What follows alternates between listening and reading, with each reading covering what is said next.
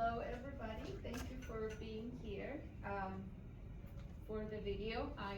My name is Nayeli Peña. I am with the University of Texas in Arlington, and I'm doing my master's in curriculum development and literacy.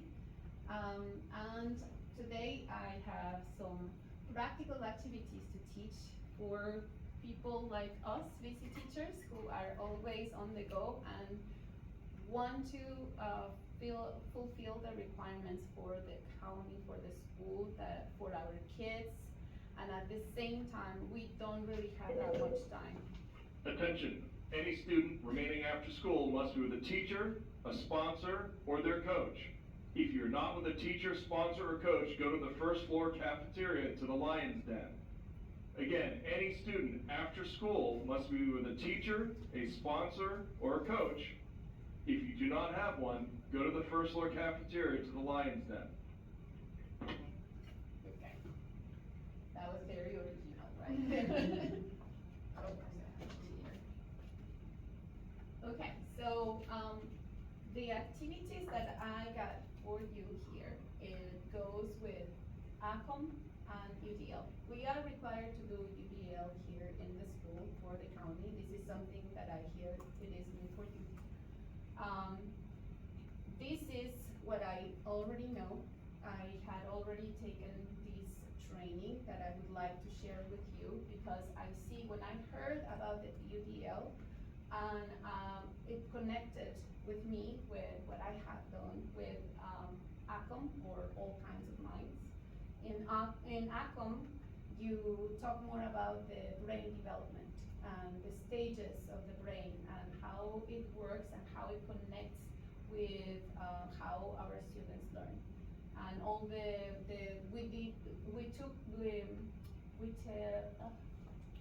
what is happening here? It's going crazy. So we did have the different types of learners, how people like to learn. This knowledge has been kind of, sort of debunked. They're not as specific. We don't fit in a box, even though sometimes we just, for talking, I say I am a visual learner, or I am a auditory learner, etc. It doesn't really mean that you fit in that box, but it means how you prefer to learn. So AKOM, has to do a lot with the brain development and how it connects with the learners. And in UDL, it's again teaching a variety of diverse students, and it's taking off all those barriers, all the things that are not helpful for them, putting them aside and bringing in all those tools that are helpful for them to learn. So the first one that comes up is visual learners. So they prefer, their mode, their preference is of a visual learner is to make plans, to always have something to see. You probably have noticed with some students, they like to make a lot of annotations. They like to make a list of things to do. They are very organized. They can understand and see better the main goal if they understand what is going to be that end product. If you show them in classroom, if you have a project to do, it's much better to show them what it looks like. So, for example, in one of my classes, we did conjugations, and we did a tripico, and we did all the conjugations for the regular verbs, AR, ER, and IR, and it has all the pronouns inside. It has the conjugations of all the regular verbs in Spanish, and I had to show them how it was going to be the final product. So that meant I am going to do the product myself, create the product, and then show it to them to see what it looks like. So visual learners, they prefer to see that main idea, that main product. some learning strategies and some teaching strategies. Even though we are teachers, we are also learners. So the learning strategies, for us as learners, we benefit a lot from reading, scanning the reading. That means like you look at the picture, look at what is it. If you have a book, you will see what the content, what's the content list, the index. You look at all the things that you are going to read about before you actually read. If you have a small reading for our students, they are going to look at the title, look at all look at the title and look at all the pictures that you might put there as tools to get better understanding of what they are going to read. For teaching strategies, what we as teachers need to use is a variety of technological tools like PowerPoints, like videos, pictures. If you are talking about family, then show them a picture of your family. If you are talking about recycling or any topic, it could apply to even the science classroom. It will apply to any subject area. You always show them a variety of tools. You organize the information because they like, that they like to highlight and scan before they read. Then you are going to go ahead and first use the information and put them in order. Chronological order works better than having it in different and out of order. It helps them more with understanding. So here is a sample activity that I really like. This is you have a reading. You give a vocabulary list. This is something you guys already do in the classroom. You already have a list. You already have readings. So because we are busy teachers, it's not about creating new material. It's about to modify it to make it accessible to everyone. So here you have a vocabulary list. You ask them to take 10 words or 5 words depending on the level that you're teaching. You have a list of words with the meanings, with the translation. We're going to use all the tools. And then you you have them write a story. Before you do that, because you know that visual learners are going to benefit from seeing the final product, you can do a sample story. What I normally do is I am on my computer. I have my PowerPoint here on the board. Size 18 font will work, or size 20 will work. Make sure that the letters are round, not tilted, that you use bold, that you use colors that are calm around it, so they can only focus on one thing at a time, because it helps with the brain, how they get a lot of distractions. It gets a lot of, their brain gets very motivated, it's overstimulated. So it is better to have I chose these colors because they were calm, because they were relaxing. So you do your 10 words and then you ask them to use them correctly in sentences. Because we're always busy and we have so many students, what we are going to ask them to do is a benefit for them as students, but a benefit for us too, because you pair them up. You ask them to do the work, that's repetition, that's something that we have to do to teach vocabulary. So you pair them up, you ask a classmate to read to each other, and then you show them, you give them the time to present to each other. I read it to you, you read it to me, and that's another repetition. Then because I don't feel I'm this age level, they don't like to share when something is about themselves. They prefer to share something that it is about someone else. I don't feel confident as a teenager. I don't feel confident about talking about what I did. I feel more confident about what she told me she did.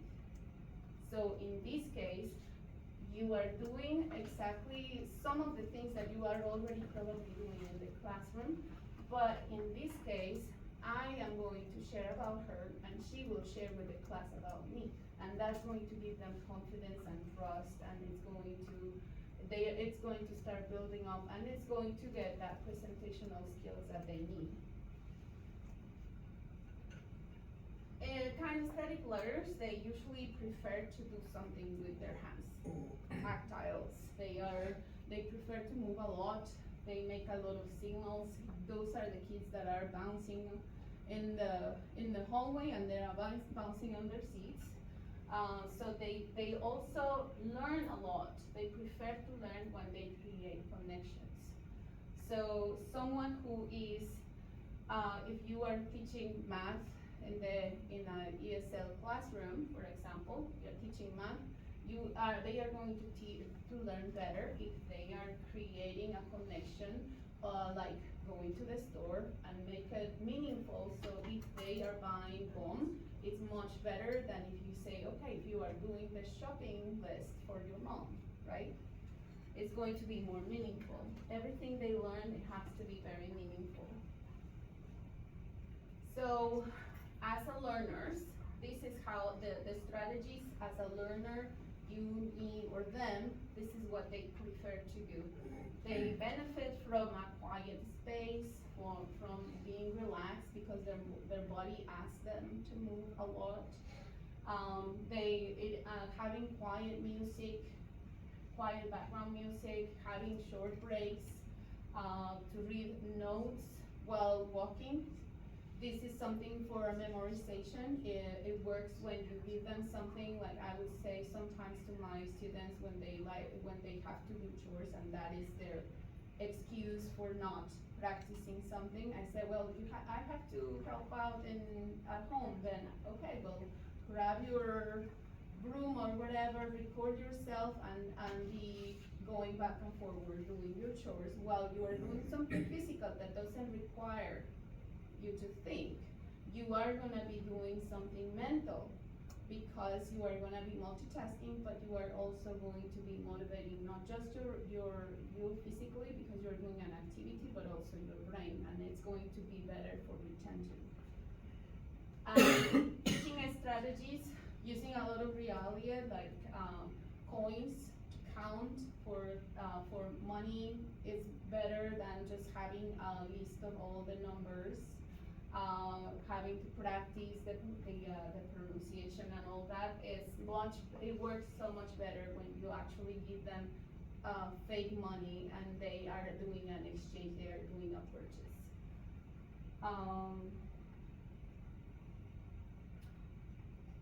The activity that I like to use this big ball over here.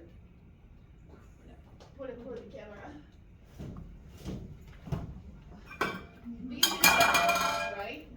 And the purpose of this ball is for me to make sure that they are paying attention, that they are connecting with me, that they know that the surprise will be much better and more fun to say. Complete the sentence. I went to the mall to buy. I went to the mall to buy new shoes. Because I'm going to a party with my best Friend. It is her Birthday. and so on. So the ball, this is a very large ball, but this very little sentence, it was fun, but it was also something to practice grammar, the order of the words. Make sure that they are getting it, but they are at the same time they are awake. They are alive in the classroom, something that sometimes we struggle with. So the students in this exercise, it was complete the sentence, but what I mean with bringing something that it is meaningful is to put that AKOM, the brain development.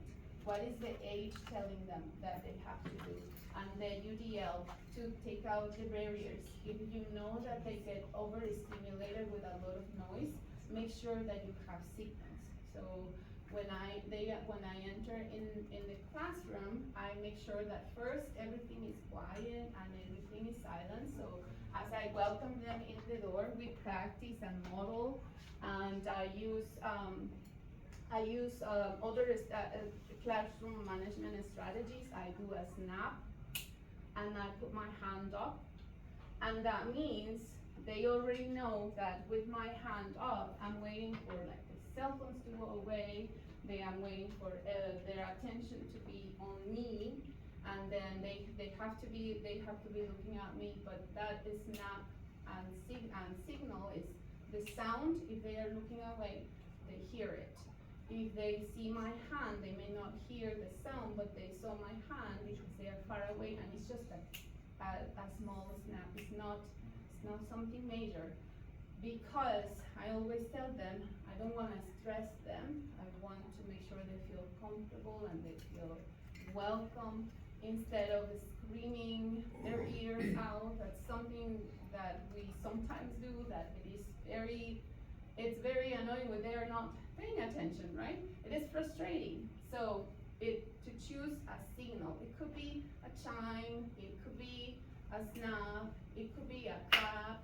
Some people like to do like a chant to start a class, but the goal is the same: to get their attention first, to calm them down, because you have those kinesthetic learners that are going to be bouncing up and down, and they are not gonna learn anything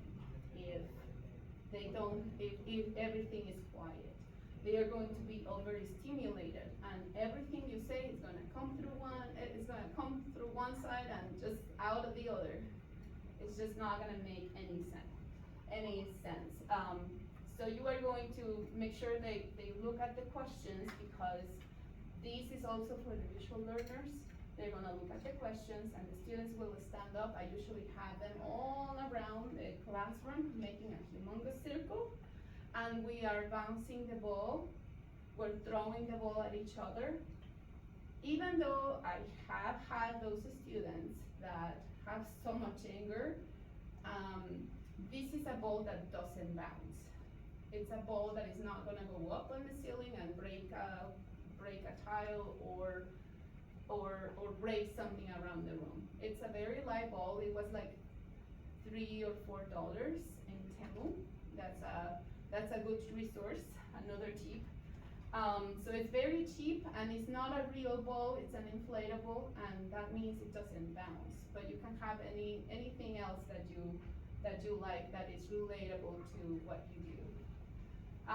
So we toss the ball. We have the person who is tossing the ball, because they don't want to be on the spot. They are the ones who are going to put somebody on the spot. So they like to see their friend suffer and answer their question. The questions that they already had a chance to practice or to see, to visualize at least. And when they receive the ball, they ask the question. They answer the question. The partner answers the question, and then they move forward with the rest. So, have you guys used any of this in your classrooms? Sometimes. Okay. How do you do this game? How do you use? Do you have something like this? Just a small one, not a big one. Like this one is better though, because sometimes when you throw it on it falls apart. So this one is better. At this age, because of because of COVID, a lot of kids, the fine motor skills are weak, and it is frustrating. I have a small ball too, and it's like it's the store right now. It's just on my desk because it is embarrassing for them not to catch the ball. So besides not only being on the spot because they have to answer a question, they also are on the spot because they drop the ball and everybody's looking at it like, oh, you can't even get the ball or something like that. So Yeah, so that's something that I had to change. Okay, let's change this. I first analyzed what kind of students I had with my other students. They were smaller, so they were working on their fine motor skills. They were already working a lot on sports and things that would develop those muscles. But this ball was not a good idea because it would knock them down. So it depends on who you're teaching to. So it's not only about you as a teacher, but also what is the learner going, how is the learner going to react. Who of you consider themselves auditory learners? Anybody? This is another kind of like very frequent to hear people say that you are an auditory learner because you learn with music. Well, that's partially true. Again, we don't all fit in one single box. We have different preferences, and those preferences depend a lot on what we are teaching. What is the topic? It depends a lot on what is it that you're going to teach to see if it fits within auditory, or if you fit with the visual maybe, or if you fit with logical or any other type of learning. So here they benefit a lot. They prefer to hear the instructions. They prefer to, rather than just coming in and say, here's the warm-up, read the instructions and start working on the warm-up. It's better to first come in and just read the instructions for them, because many of them will miss the instructions. Even if they are seeing it, they're gonna always ask us. Those are the students that always ask us, what are we supposed to be doing? What are we supposed to be doing? And it is like a few minutes already in, most people is already done, and they haven't even started. Because they are auditory learners, and they need the verbal instructions. Even though they don't have a special accommodation, their preference to learn is to hear the instructions. Discussions is also something that they benefit a lot from. They really like to be talking to other people, because they hear and they speak, they hear their own voices. Read alouds, the rhymes, the recordings. There are a lot of teachers who like to do a lot of chants when they have to do conjugations, for example. For those auditory learners, if we don't have time in the classroom, just putting the link and sending it to them so they do it while you are taking attendance or while you are doing something else, gives you some time to breathe at the same time that they are actually benefiting themselves from something like that. It's not extra work for you, it is for them, right? Because we don't need the extra work. So the learning strategies, people benefit again from the relaxing music, the short breaks, again, the brain break activities that Luis sent the other day. Those were awesome. The brain break activities. Would you like to say something about the brain breaks? The brain breaks, the activities that you were doing with the students to get to know better each other, or to talk about certain topic, or to warm them up. At the end of, you were doing them pretty much to the end of your lesson, you said. The word wall? Word wall? The word wall, also the games, when you play some games, it is not, even if it is not related to the topic, I usually try to relate them to the topic because it is reinforcement, but it doesn't have to be something related to the topic. It could be just like jumping around, or it could be just stretching. Okay, time to stretch, and I do the instructions in Spanish, like arriba, abajo, derecha, izquierda, and even though that's something that they already know, they still benefit from the stretching because the blood flows and they get that oxygen to their brains that will help them to learn and memorize better and reset, because we all have an attention span.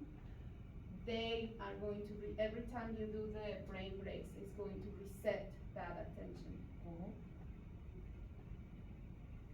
Teaching strategies, again, using realia, flyers, animating teaching, being super animated. Sometimes those students are the ones that are going to be like listening, even if they are drawing something or scribbling something in their notebooks, they are going to benefit from you like being super animated, and then what happened next? And what did you do after? Just being super animated.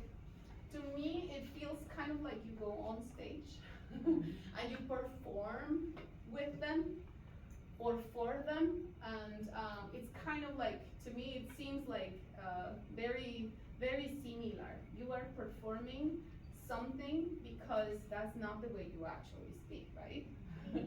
I would not be doing that in regular speaking.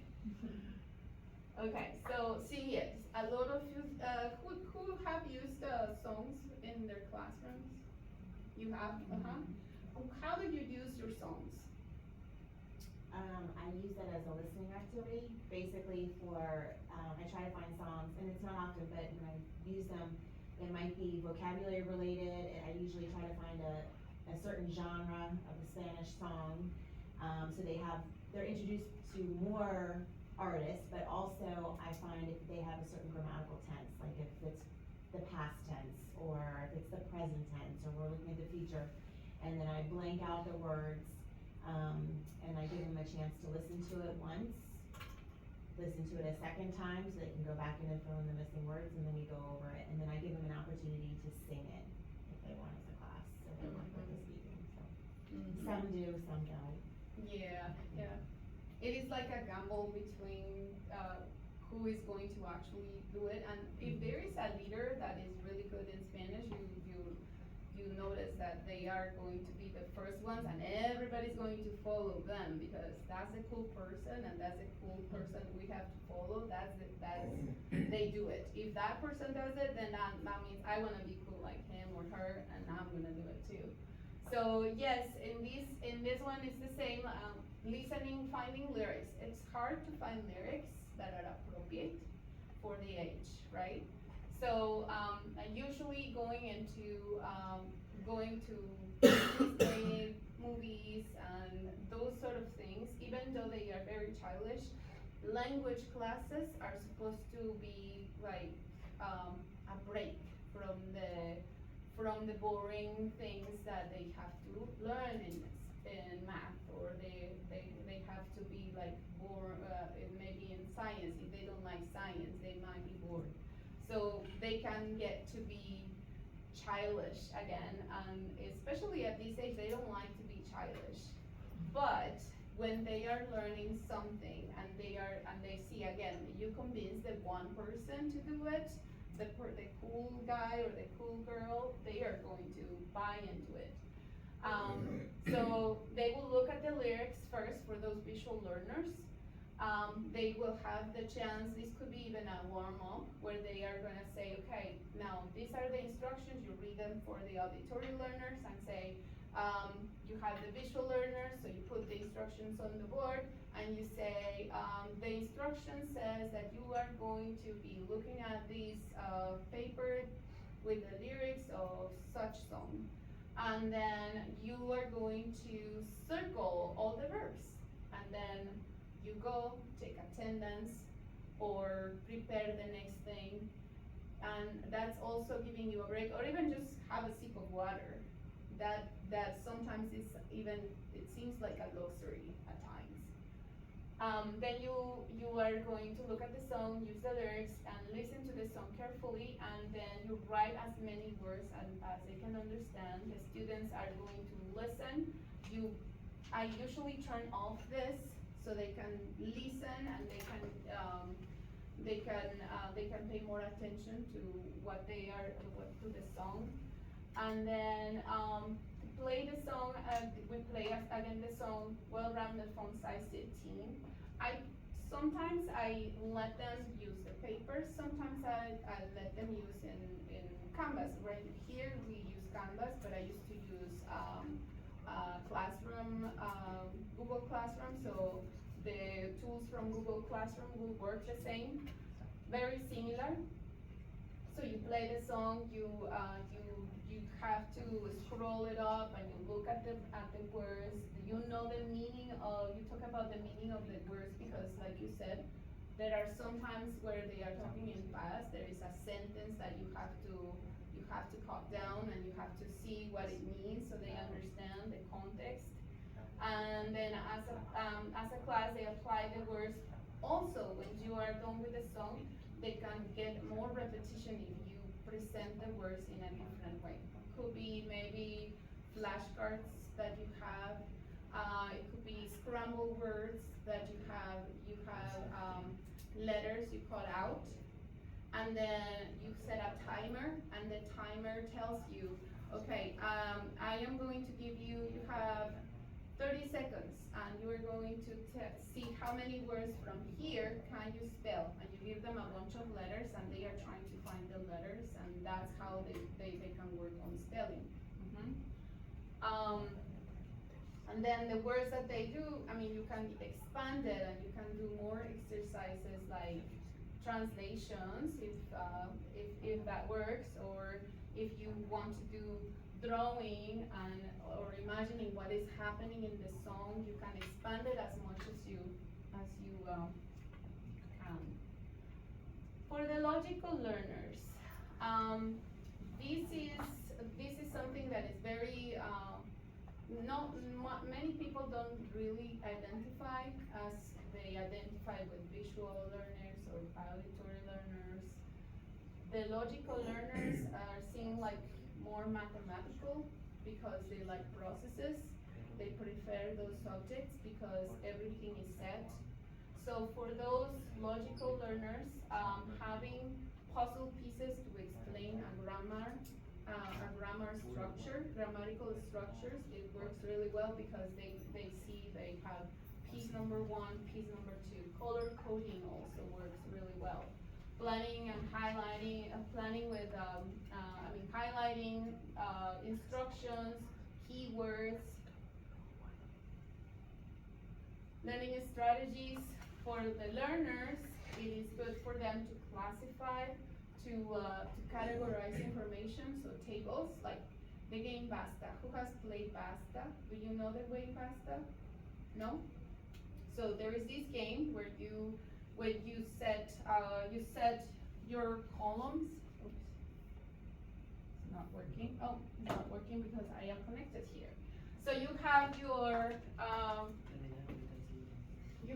categories. You have your categories, and you have, like, for example, if I am working with very like level 1 learners, you have your square with your categories, and you put a noun, and you have a verb, and then you have an like color. Maybe a color, and you do adjectives, etc. So you have those kind of things, and then you start saying the alphabet. I do it in Spanish. A, B, C. I start saying it in my mind. A. Stop. And then Centroamérica they call basta. Basta. In Mexico In Mexico, it's also basta. You say the alphabet in your head, and then Tutti frutti. tutti frutti. Tutti frutti. Tutti frutti. I call Ah, it tutti it frutti. sounds We call yummy. stop in Colombia. Stop. Yes, it's like Stop in Puerto Rico. Because when you finish, say Puerto stop. Rico too. Stop. Okay. Uh-huh. So then you say stop, and then you land on the letter. I don't know, on the letter. Yes. Apple, You will- rice, Uh-huh. and what's the other one in color? What is Amarillo. a verb in Amarillo. a verb that starts with the letter A. What's the verb that starts with the letter A? And Aim. aim, yes. And a color that starts with the Amarillo. Amarillo. amarillo. Now this would be Amarillo. or amber, right? Amber. Yeah. Amber, a color. So then when you finish doing the Yeah, I say filling it stop. out, you say basta or stop or tutti frutti Tutti frutti. or tutti frutti. from that, you can do it in order of how the grammatical structure, how it goes, depending on, I'm not sure how it will go with French, because I don't know any French. But, if that works with what you're doing, you can do the verb, for example, ser, estar, you fill it in, and you want them to practice nouns, you start saying the alphabet, same structure of the game, but you only go to the nouns and the adjectives, for example. A Twitter summary. This is something that is speaking their language, especially at this level. A Twitter summary would be something like you give them a reading, and they have a limited number of number of characters, not words, characters. So spaces count, commas count, the comillas count, everything, the tilde, everything counts towards this number. So this is a sample of one that I created. Oh my God, that was crazy, cray. So because this is, oh my God, it takes too many characters. So they use those abbreviations that sometimes we hate when they are doing them, because you really you can't read them. It's kind of like a code. But in this case, because they are doing a summary, it would be acceptable. It would be speaking, really getting to their level to see what exactly, because the goal here is to know how much they understood. Did you read the whole thing, or did you just pretended to read? Did you understand what you read? So here, the summary, the Twitter summary, they can also illustrate that sometimes some students, this is from a teacher that has been teaching, now teaches for the university, but this is a technique that I copied from another teacher who has been teaching so long, and he was saying that here the grammatical errors don't really count, and that it is getting to their level, and some students, they can get super creative, like if they are teaching science, they can be so creative to say, like, to two twins explaining how the genes are divided. They came out with one pair of genes from mom and then another pair of genes from dad, and that's their illustration of how the genes are divided, right? 50% came from mom and 50% came from dad. And that's their illustration, that's telling you what you want to know. Do you understand what I am trying to teach you? So Twitter summary, it's super helpful in that sense. You can also do it with Instagram or any other. And you guys know what type of learner No, are you? let's find out. I would love to use phones. Yes, What's the yes, type you of- are. Auditory? Auditory? You? Yeah, what is I it? need to choose plan. Try it. I I always thought I was visual, No, and I was wrong. I need to choose, I need to pay $35. No, you don't. That's what it says. That's what it says. No, Yes, really? choose a plan. Or 350 if I choose. No. That's for you? Yes. No, this is for free. I'll send you the link. The link will be below. I You already can paid. just click. Can we No. I just paid $350. We thought it was free. It is free. I tried it several times. Maybe because I have tried it so many Yeah, times I guess, and it's yeah. not charging me. Said you're taking advantage, lady. No, but I'm gonna send you the link. This is, I tried to scan it and this is something you can also do when it works. I have done it with other things, I don't know about you, but I have used those, the Q scans. This is something also talking about their language. So I found out that I am an auditory learner.